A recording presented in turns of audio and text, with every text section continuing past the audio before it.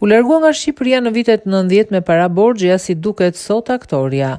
Cecilia Plasari ka gjurmë në kinematografinë shqiptare para viteve 90. Aktoria ishte vetëm 23 vjeç kur ka luajtur në filmin Edhe kështu edhe ashtu. Me një stil flokësh të rrallë, për kohën dhe një fytyrë ëngjëllore, mahniti shikuesit me pamjen e saj gjatë gjithë kësaj periudhe. Ndoshta nga të paktat bukuri që shqiptarët mundeshin të përballeshin atë periudhë ku mungonte çdo gjë. Aktoria tashmë një moshë 50 vjeçare ka ndërtuar jetën e saj mes Shqipërisë dhe Francës, duke u angazhuar në jetën artistike atje.